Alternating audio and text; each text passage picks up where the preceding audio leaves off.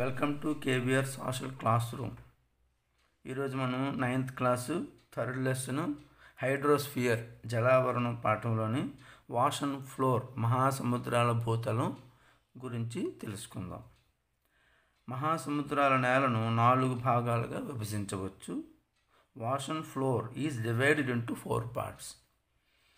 ఖండతీరపు అంచు continental shelf, ఖండతీరపు వాలు కాంటినెంటల్ స్లోప్, మహాసముద్ర మైదానాలు deep sea plain or abyssal plain, మహాసముద్ర అగాధాలు ఓషానిక్ డీప్స్ ఆర్ ట్రెంచెస్. వీటిని మనం పటంలో చూద్దాం. మహాసముద్రాల భూతలం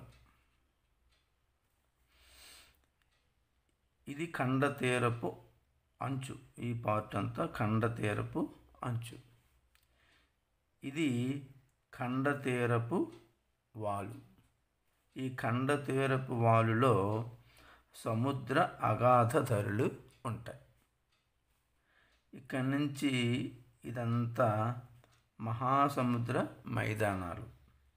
ఇవి గయోట్స్. ఇది సముద్రపు అగాధాలు.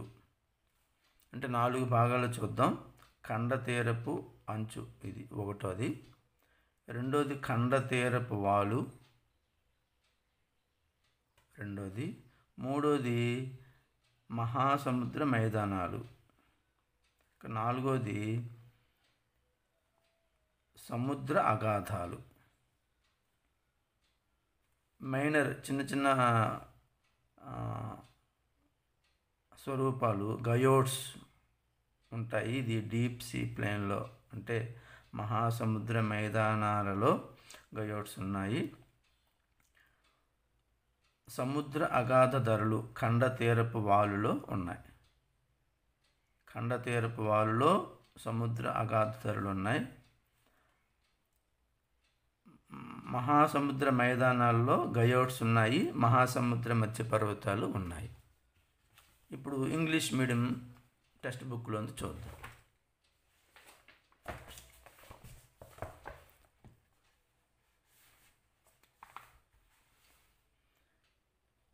This part is continental shelf. This part is continental shelf. This part is continental slope. From this to this part, this is deep sea plain. This textbook is last year's textbook. There was a mistake. Here deep sea plain is printed, but this is submarine canyons.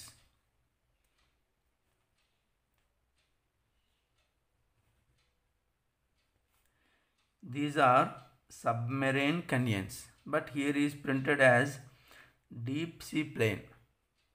Deep sea plain is this part. From this to this is the deep sea plain. These are the submarine canyons. This mistake is in the last year's textbook. Whether it is corrected or not in this year's textbook, I didn't see this year's textbook. ఈ సంవత్సరం text బుక్లో మరి మార్పు చేశారో లేదో నాకు తెలియదు, కానీ చూడలేదు. లాస్ట్ ఇయర్స్ టెక్స్ట్ బుక్ ఇది. ఇందులో చిన్న మిస్టేక్ ఉంది. ఈ కాంటినెంట్ స్లోప్లో ఉండే ఈ బ్లాక్గా ఉండేవి సబ్మెరైన్ కెనియన్స్. ఈ ఫ్లాట్గా ఉండేదంతా డీప్ సీ ప్లేన్. ఇవి గయోట్స్. ఈ గయోట్స్ మిడ్ ఓషన్ రిడ్జ్ ఈ రెండు కూడా ఎందులో ఉంటాయి? డీప్ సీ ప్లేన్లో ఉంటాయి. ఈ సబ్మెరైన్ కెనియన్ ఎందులో ఉంటుంది? కాంటినెంటల్ స్లోప్లో ఉంటాయి. ఇప్పుడు మనం కాంటినెంటల్ షెల్ఫ్ ఖండతీరపు అంచు గురించే ఈ వీడియోలో నేను ఎక్స్ప్లెయిన్ చేస్తాను.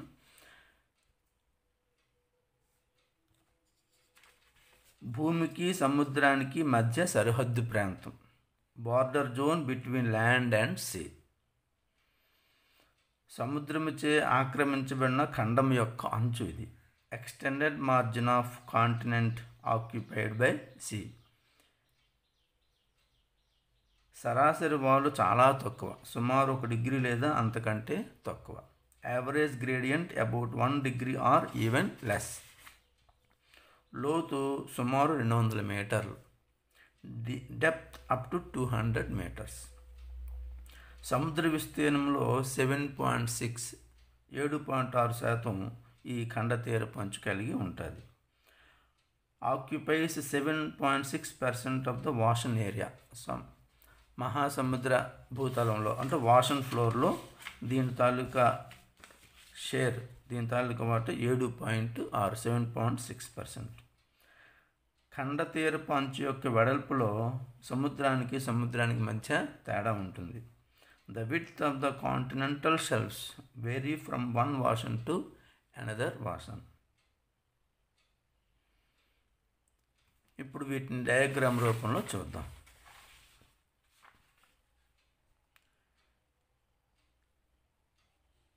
ఇక్కడి నుంచి ఇదంతా ఖండ తీరపు అంచు, కాంటినెంటల్ షెల్ఫ్. మనం దీని గురించే ఈ వీడియోలో చెప్పుకుందాం. ఇది నేను డార్క్ చేస్తున్నాను రెడ్డింగ్తోని.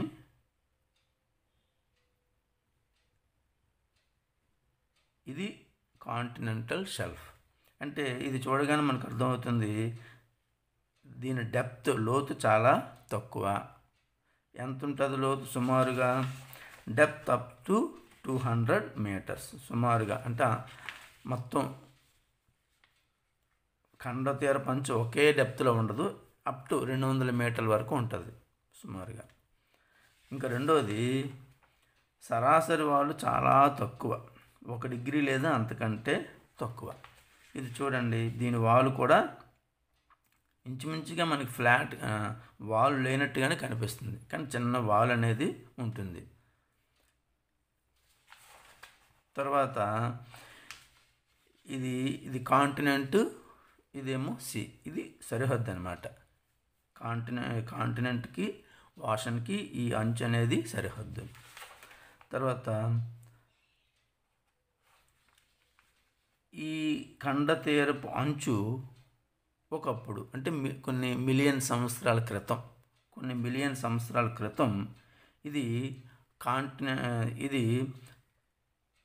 ఎక్స్పోజ్ అయ్యి ఉంది. అంటే నీరు ఆక్రమించబడి లేదు, ల్యాండ్గానే ఉంది. ఇది కొన్ని మిలియన్ సంవత్సరాల క్రితం ఐస్ ఏజ్, మంచు యుగం, ఆ తర్వాత ఆ టైంలో కొన్ని మిలియన్ సంవత్సరాల క్రితం ఈ ఖండ తీరపు అంచు అంతా భూభాగంగానే, కాంటినెంట్గానే ఉండేది.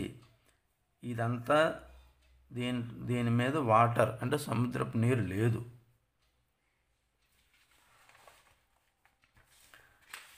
ఖండ తీరపు అంచు యొక్క వెడల్పులో సముద్రానికి మధ్య తేడా ఉంటుంది. అంటే ఈ అంచు ఈ ఖండ తీరపు అంచు, ఖండ తీరం అంటే మొత్తం 7 ఖండాలు ఉన్నాయి. ఈ ఖండ తీరం సముద్రం ఖండం కలిసే ప్రదేశంలో అంచు ఒకే వెడల్పులో లేదు. కొన్ని ప్రదేశాల్లో చాలా వెడల్పుగా ఉంది, కొన్ని ప్రదేశాల్లో తక్కువ వెడల్పుగా ఉంది, నేరోవర్గా ఉంది. కొన్ని ప్రదేశాల్లో వైడెస్ట్, చాలా వైడ్గా వెడల్పుగా ఉంది. కొన్ని ప్రదేశాలు ఇంచుమించుగా ఈ ఖండ తీరపు అంచు లేదనే చెప్పవచ్చు. అంచేత ఈ ఖండ తీరపు అంచు మొత్తం ఖండ తీరం అంతా, ప్రపంచంలోని ఖండ తీరం అంతా ఒకేలాగా లేదు. Vary from one continent to another continent. ఒక కాంటినెంట్కి మరొక కాంటినెంట్కి తేడా అనేది ఉన్నది. కొన్ని సరిహద్దులలో ఖండ తీరపు అంచు ఉండకపోవడం లేదా చాలా తక్కువ వెడల్పు ఉండడం. ఉదాహరణకు చిలీ యొక్క తీరపు అంచు, సుమత్రా దీవుల యొక్క పశ్చిమ తీరపు అంచు. అది మ్యాప్లో చూద్దాం. ఇప్పుడు ఖండ తీరపు అంచు ఇదంతా ఉంటుంది కదా, ఇదంతా ఖండ తీరపు అంచు. సౌత్ అమెరికా, అలాగే నార్త్ అమెరికా ఇదంతా ఖండతీర పంచు ఉంటుంది. ఎందుకంటే ఖండతీరము అంటే continental shelf, continents, oceans boundary సరిహద్దు కాబట్టి ఈ కాంటినెంట్స్, ఓషన్స్ కలిసే ప్రదేశంలో అంచు అనేది ఉంటుంది. అలాగే ఆఫ్రికా, అలాగే ఇటు యూరప్లో నార్త్ వైపు, అలాగే ఆసియాలో ఈస్ట్ వైపు, ఇలాగ ఆస్ట్రేలియా చుట్టూ ఇలా మొత్తం ఖండతీర పంచు ఉంటుంది. అయితే మనం ఏమనుకుంటామంటే ఖండతీర పంచు మొత్తం అన్ని ఖండాల్లోనూ ఉంటుంది అని అనుకుంటాం. కానీ కొన్ని ఖండాల తీరంలో అంచు ఉండకపోవచ్చు. ఒకవేళ ఉన్నా అది చాలా తక్కువ వెడల్పు ఉంటుంది. దానికి ఒక ఉదాహరణ ఏంటంటే చిలీ. ఇది చిలీ దేశం. ఈ చిలీ దేశంలో ఖండతీర పంచు చాలా తక్కువ వెడల్పు కలిగి ఉంటుంది. అంచున్నది, బట్ చాలా తక్కువ వెడల్పు కలిగి ఉన్నది. ఏ దేశం ఇది? చిలీ. మరొక దేశం సుమత్రా, ఇండోనేషియాలో సుమత్రా దీవులు, ఇండోనేషియాలో ఇది సుమత్రా. ఇక్కడ కూడా ఈ వెస్ట్ కోస్ట్, ఈ పశ్చిమ తీరంలో ఖండతీర పంచు చాలా తక్కువ వెడల్పు కలిగి ఉంది. అంటే దీని అర్థం ఖండతీర పంచు మొత్తం అంతా ఒకే వెడల్పుతో లేదు, తేడాలు అనేవి ఉన్నాయి. కొన్ని ప్రదేశాల్లో ఖండతీర పంచు ఉండకపోవడం, కొన్ని ప్రదేశాల్లో చాలా నేరో, వెరీ నేరో, చాలా నేరోగా ఉండడం అనేది జరుగుతుంది. అతిపెద్ద ఖండతీర పంచు ఆర్కిటిక్ మహాసముద్రంలోని సైబీరియా అంచు వెడల్పు 1500 కిలోమీటర్లు. The largest continental shelf is Siberian shelf in the Arctic ocean with 1500 kilometres. ఇది ఇక్కడి నుంచి సుమారుగా ఇదంతా సైబీరియన్ షెల్ఫ్. ఇది చాలా వెడల్పు కలిగి ఉంది. మనకి ఒక డౌట్ రావచ్చు, ఖండతీర పంచు ఖండమంతా వ్యాపించి ఉంటుంది కాబట్టి ఇది మాత్రమే అతిపెద్దది, సైబీరియన్ షెల్ఫ్ మాత్రమే అతిపెద్దది అని ఎలా చెప్పగలం? ఇక్కడి నుంచి ఇక్కడికి ఇదంతా కొలిస్తే ఇది కూడా ఖండతీర పంచు, ఇది వెడల్పు ఎక్కువ ఉంటుంది, పొడవు ఎక్కువ ఉంటుంది. ఇది మాత్రం ఎందుకు చెప్పారు అంటే ఖండతీరపు అంచు ఒకే వెడల్పుతో ఉండదు. ఒక్కొక్క దగ్గర నేరోగా ఉంటుంది, ఒక్కొక్క దగ్గర వైడ్గా ఉంటుంది. అంటే ఒక్కొక్క దగ్గర చాలా వెడల్పు తక్కువ, ఒక్కొక్క దగ్గర చాలా వెడల్పు ఎక్కువ ఉంటుంది. అంచేత వెడల్పుగా ఉండే ఖండతీరపు అంచులలో అతిపెద్దది సైబీరియా అంచు, సైబీరియన్ షెల్ఫ్. అంటే ఇక్కడ వెడల్పుగా ఉండే ఖండతీరపు అంచులలో అతిపెద్దదని అర్థం. అది పొడవైనది కాదు. ఇది పొడవైనది అయితే దీని పొడవు దీని విడ్త్ ఎంత? 1500 కిలోమీటర్. దీని పొడవు మనకి ఇవ్వలే టెక్స్ట్ బుక్లో, విడ్త్ మాత్రమే ఇచ్చాడు. అంటే ఇక్కడి నుంచి ఇక్కడికి ఈ విడ్త్ 1500 కిలోమీటర్లు. ఇంత విడ్త్ ఉన్నది ఈ మొత్తం వరల్డ్ మొత్తంలో ఇంకెక్కడా లేదు. కాబట్టి సైబీరియన్ షెల్ఫ్ గురించి చెప్పేటప్పుడు మనం గుర్తుంచుకోవాల్సింది ఏంటంటే సైబీరియన్ షెల్ఫ్ తాలూకు వెడల్పు చాలా ఎక్కువ. ఎంత? 1500 కిలోమీటర్లు. అలా వెడల్పుగా ఉన్న అంచులలో అతిపెద్దది సైబీరియన్ షెల్ఫ్. సైబీరియా అంచు వెడల్పుగా ఉండే అంచులలో అతి పెద్దది.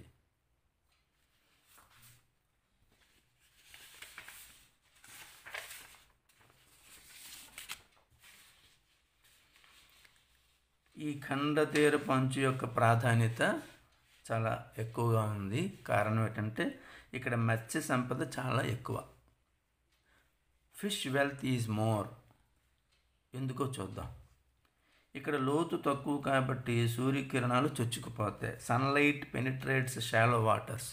సూర్యకాంతి సన్లైట్ సముద్రంలో కొంతవరకు మాత్రమే వెళ్తుంది. ఆ తర్వాత సన్లైట్ పెనిట్రేట్ అవ్వలేదు, అంటే చొచ్చుకుపోలేదు. ఈ కాంటినెంటల్ స్లోప్ యొక్క డెప్త్ తక్కువ కాబట్టి ఈ స్లోప్లో సూర్యకిరణాలు సన్ రైస్ లోపలికి వెళ్తాయి. అదొక కారణం. నదుల ద్వారా, సముద్ర ప్రవాహాల ద్వారా పోషకాలు లభ్యం. Ocean currents and run of from reverse bring nutrients. ఇది ఖండం కాబట్టి ఈ ఖండ భాగంలోంచి, కాంటినెంట్లోంచి రివర్స్ అన్నీ వస్తుంటాయి. ఆ రివర్స్ ప్రవహించినప్పుడు వాటితో పాటు పోషకాలు ఇక్కడ డిపాజిట్ అవుతాయి, ఇక్కడ అక్యూములేట్ అవుతాయి, ఇక్కడ పేరుకుపోతాయి. ఆ పోషకాలన్నీ సముద్ర జీవులకు, సీ క్రియేచర్స్కు చాలా ఉపయోగకరంగా ఉంటుంది. అలాగే ఓషన్ కరెంట్స్ అంటే ఓషన్లో కరెంట్ అంటే నదులు ప్రవహిస్తూ ఉంటాయి. ఆ ప్రవాహం అప్పుడు కూడా కొన్ని న్యూట్రియంట్స్ ఇటువైపు వస్తూ ఉంటాయి. ఈ విధంగా ఈ భాగం అంతా న్యూట్రియంట్స్ ఎక్కువగా ఉంటాయి, పోషకాలు ఎక్కువ ఉంటాయి. ఆ పోషకాలు సముద్రంలో నివసించే జీవులకి అవసరం కాబట్టి ఈ ప్రాంతంలో సీ క్రియేచర్స్, సముద్రపు జీవులు చాలా ఎక్కువగా ఉంటాయి. దానికి 2 కారణాలు చెప్పుకున్నారు. సన్లైట్, సూర్యకాంతి దీంట్లో పడుతుంది, ఒకటోది. రెండోది, ఇక్కడ ఆ జీవులకు కావలసిన పోషకాలు ఎక్కువగా లభ్యమవుతాయి. ఆ పోషకాలు నదుల ద్వారా ఎక్కువ భాగం వస్తుంది, కొంత భాగం ఓషన్ కరెంట్స్, సముద్ర ప్రవాహాల ద్వారా కూడా ఇక్కడికి వస్తుంది. ఈ స్లోప్ కూడా తక్కువ కాబట్టి అక్కడ అక్యూములేట్ అవుతుంది. అంచేత ఇక్కడ సముద్రపు జీవులు చాలా ఎక్కువగా నివసిస్తాయి. అందులో మత్స్య సంపద, చేపలు కూడా ఉంటాయి కాబట్టి మనకి మత్స్య సంపద చాలా ఎక్కువగా ఉంటుంది. ఇంకా మొక్కలు, ఆల్గే వంటివి పెరగడం వల్ల సముద్ర జీవులకు ఆహారం లభ్యమవుతుంది. Plants and algae makes continental shelves rich feeding grounds for sea creatures. ఇక్కడ మొక్కలు కూడా పెరుగుతాయి, ఆల్గే వంటివి పెరుగుతాయి. వాటి కోసం సముద్రపు జీవులు ఇక్కడికి వస్తాయి. ఈ విధంగా ఈ ప్రాంతం అంతా సముద్రపు జీవులు ఎక్కువగా నివసించే ప్రాంతము. దీని తాలూకా షేర్ అంటే ఎంత భాగం మొత్తం సముద్రపు భూతలంలో దీని తాలూకా షేరు 7.6, 7.6%. కానీ సముద్రపు జీవుల్లో, మొత్తంగా నివసించే జీవుల్లో చాలా ఎక్కువ భాగం ఇక్కడే నివసిస్తాయి. ముడి చమురు, సహజ వాయువులు లభ్యం. Rock, petroleum, natural gas are found. ఇక్కడ ఎందుకు ఆ రాక్, పెట్రోలియము, న్యాచురల్ గ్యాస్ లభ్యమవుతాయంటే ఇది ఒకప్పుడు కొన్ని మిలియన్ సంవత్సరాల క్రితం ఇదేంటిది ల్యాండ్. ఇక్కడ ఈ భాగం అంతా నీటితో, సముద్రపు నీటితో కప్పబడి లేదు. It was not covered with sea water, it exposed. It is above the sea level. Sea level అప్పుడు కిందకు ఉండేది. సీ లెవెల్ ఆ టైంలో మిలియన్ సంవత్సరాల క్రితం సీ వాటర్ ఎంతవరకు ఉండేది, సుమారుగా ఈ కిందకు ఉండేది. ఈ కిందకు ఉండేది కాబట్టి ఇదంతా ఏటైంది, ల్యాండ్ అవుతుంది. అప్పుడు ఇక్కడ అనేక రకాల జీవులు జీవించాయి, అనేక రకాల మొక్కలు నివసించాయి. ఇవన్నీ ఈ ల్యాండ్లో, భూమిలో కలిసిపోయాయి. ఈ భూమిలో వేల సంవత్సరాల తర్వాత అవి ఇంధనాలుగా, ఫాజిల్ ఫ్యూయల్స్, శిలాజ ఇంధనాలుగా మారాయి. అంతేకాకుండా నదుల ద్వారా తీసుకొచ్చిన సెడిమెంట్స్ కూడా ఇందులోనే ఉంటాయి. రాళ్ళు, గ్రావెలు, ఇంకా మొత్తం నదులు తీసుకొచ్చినవన్నీ ఇక్కడే డిపాజిట్ అయిపోయి ఇలా వేల సంవత్సరాల పాటు అక్కడ ఆ భూమిలో కలిసిపోయి అవి ఫాజిల్ ఫ్యూయల్స్ అంటే శిలాజ ఇంధనాలు, అంటే పెట్రోలు, న్యాచురల్ గ్యాస్ ఇలాంటివన్నీ ఈ భాగంలో దొరకడానికి అది కారణం. 2 కారణాలు చెప్పాను. ఒకటి, ఒకప్పుడు ఇది ల్యాండ్గానే ఉండేది, సీ లెవెల్ తక్కువగా ఉండేది, సీ వాటర్తో ఇది కవర్ అయ్యలేదు, ఎక్స్పోజ్ అయ్యి ఉండేది. అప్పుడు ఇక్కడ మొక్కలు, జీవులు, జంతువులు నివసించేవి. క్రమక్రమంగా అవన్నీ చనిపోయి అందులో భూమిలో కలిసిపోయి ఆ తర్వాత సీ లెవెల్ పెరిగినప్పుడు ఇదంతా కవర్ అయిపోయింది.